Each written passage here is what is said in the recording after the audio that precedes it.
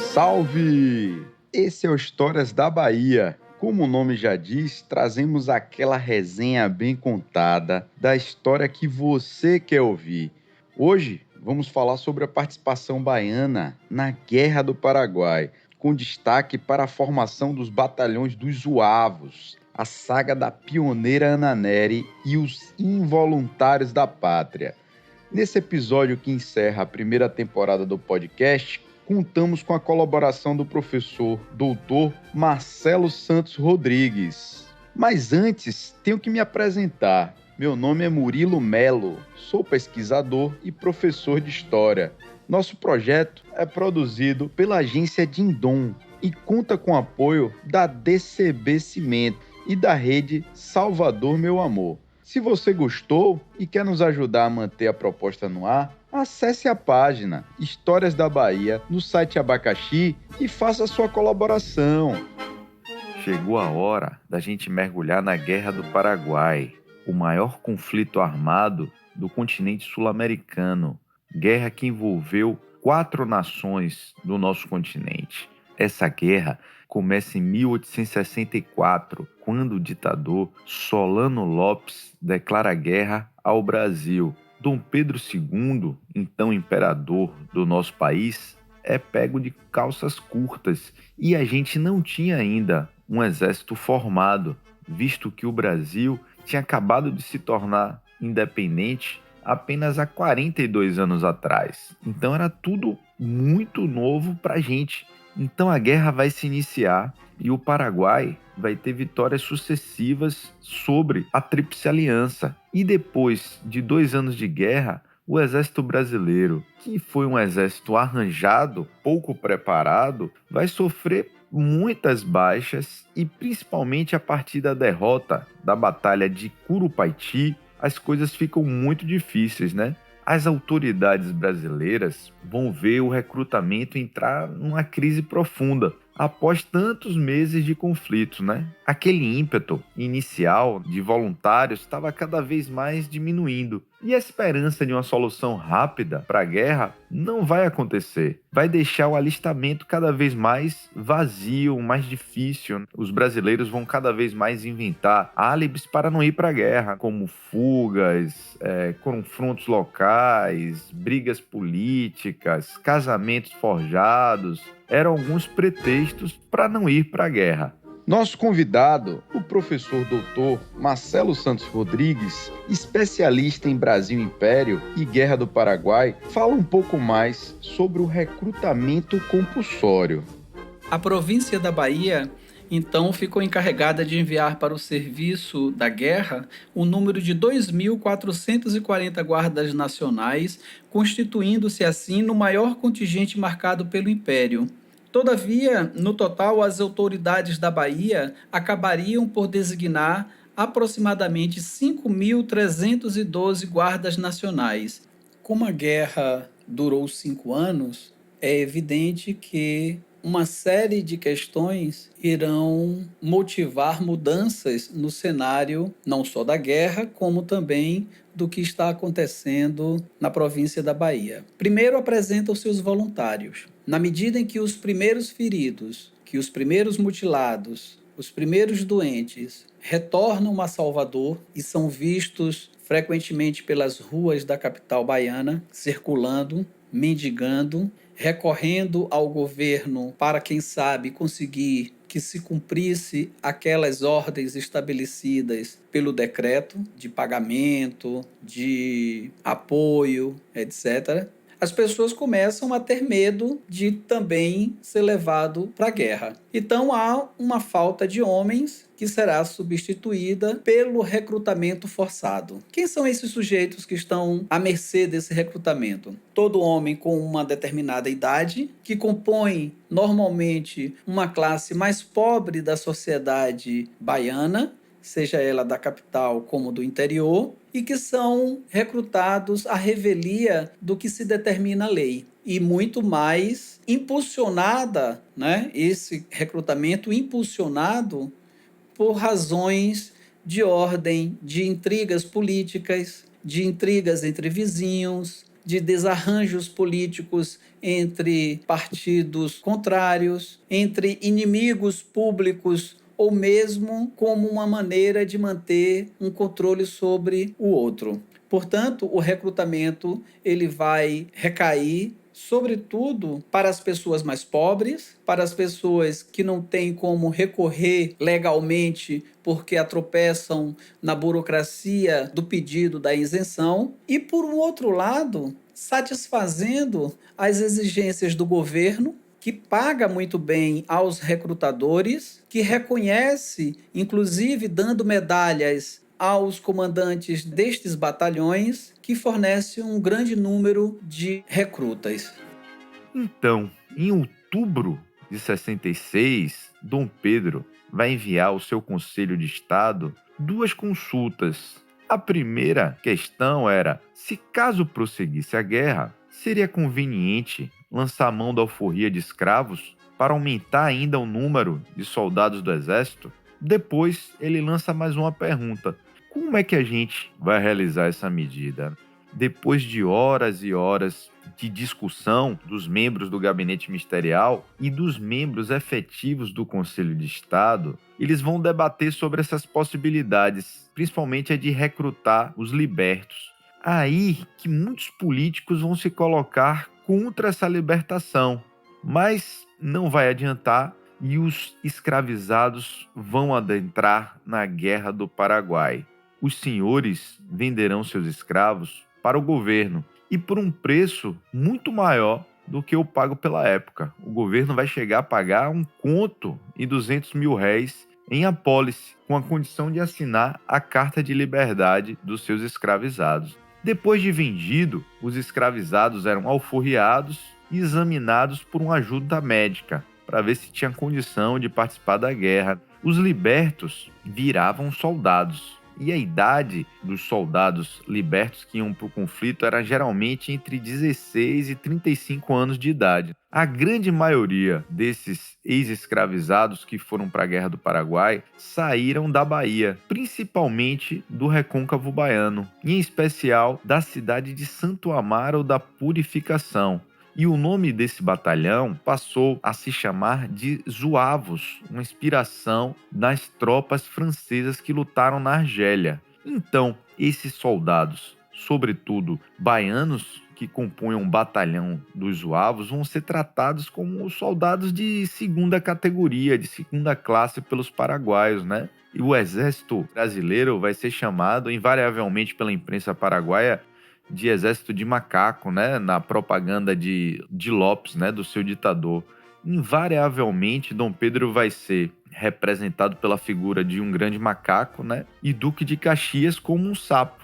Vamos lá. Os Zuavos, que vão adentrar nessa Guerra do Paraguai, não possuía grande diferença em relação ao equipamento dos voluntários da pátria, né? Os Zuavos usavam uma carabina, né, uma carabina belga chamada Minié, que era uma inovação militar amplamente usada na Europa, né?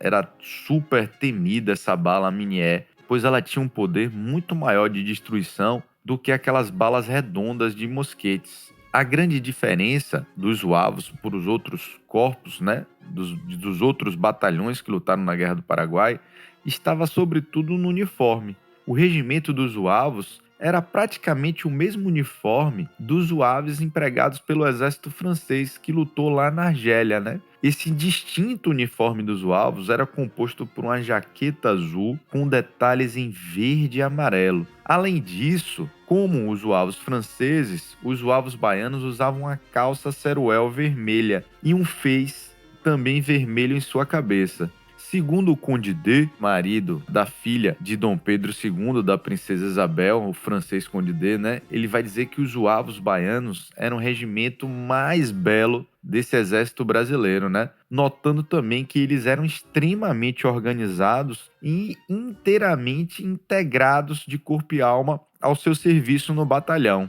Então, como regimentos de infantaria leve, os Zuavos faziam parte da vanguarda do exército imperial brasileiro, tendo a função de reconhecimento do terreno lá na frente, né? E além disso, eles tomavam a frente das primeiras batalhas e assim abriam caminho para a infantaria mais pesada que vinha logo atrás deles.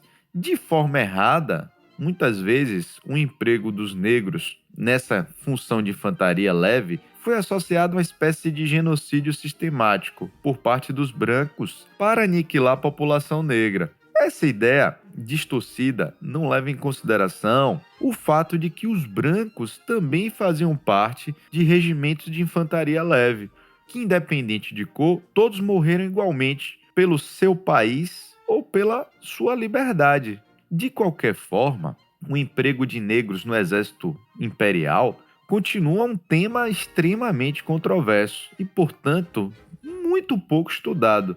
Mas estima-se que aproximadamente de 5 a 7% do contingente do nosso exército era formado por negros. Dentre as batalhas que vão compor a Guerra do Paraguai, os zuavos baianos vão participar das mais importantes.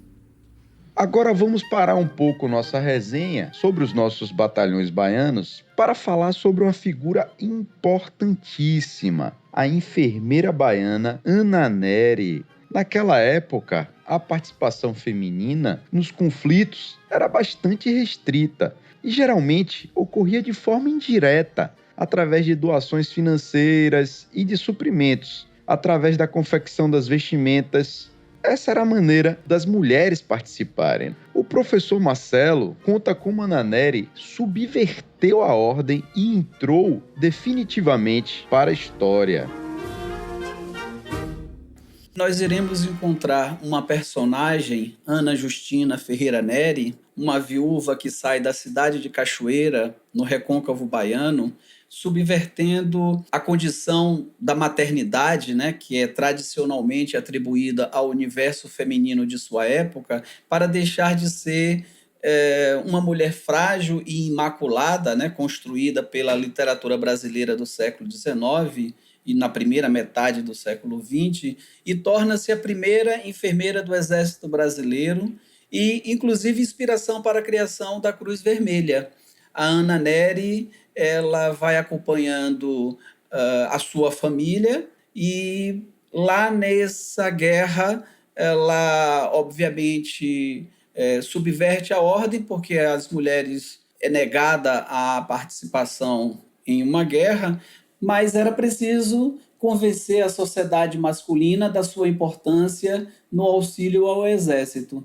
E, para isso, ela escreve uma carta ao presidente da província da Bahia, Manuel Pinto de Souza Dantas, onde revelaria os seus motivos que a levaram para a guerra.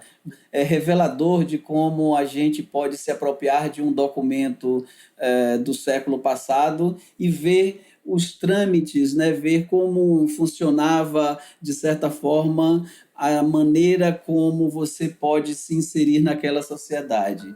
Ela diz: tendo marchado para o exército 2 de meus filhos, além de um irmão e outros parentes, e havendo-se oferecido o filho que me restava nessa cidade, aluno do 6º ano da medicina, para também seguir a sorte de seus irmãos na defesa do país, oferecendo seus serviços médicos, como brasileira, não podendo resistir à separação dos objetos que me são caros e por tão longa distância, desejava acompanhá-los por toda parte, mesmo no teatro da guerra, se isso me fosse permitido.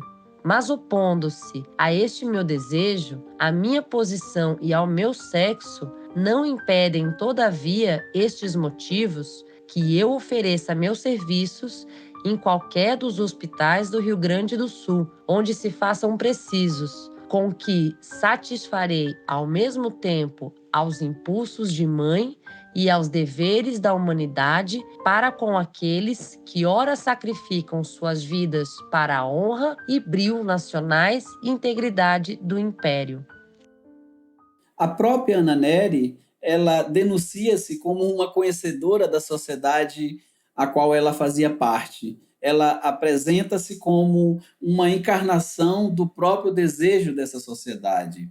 Obviamente que há de se pensar que valores de mãe dedicada e abnegada em proteger seus filhos são virtudes pregadas pela Igreja, que até nesse momento eram aliada do Estado. Então, Ana Nery, certamente, ela gozava da confiança de seu irmão e apresentara-se para a guerra vestida em seu preto, né, sinal de uma viuvez eterna, porém sem necessitar recorrer aos expedientes masculinos como forma de garantir o seu objetivo. A condição de irmã do comandante, obviamente, favoreceu a aceitação de Ana Nery nas fileiras do exército.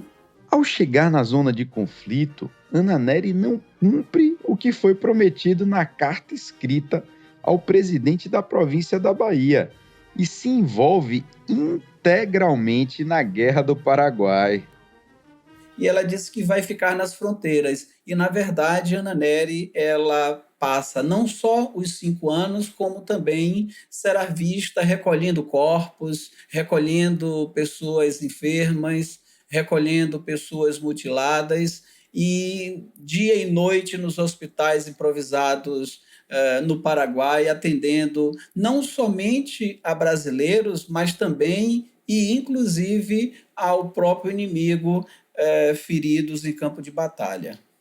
Em Assunção, Ana Nery, ela irá fundar e vai manter com seus próprios recursos em uma casa, com a ajuda do seu filho Isidoro, que era médico, um corpo de saúde do Exército, continuando com a sua missão de enfermeira. Portanto, a fragilidade dos seus 50 anos, que aparece como uma condição para exercer apenas um ofício de natureza pacífica, não corresponde à sua trajetória durante a guerra, onde ela amargaria, inclusive, a triste sina de não ver cumprido o destino natural quando os filhos enterram seus pais. Ela perderia seu filho no palco da guerra.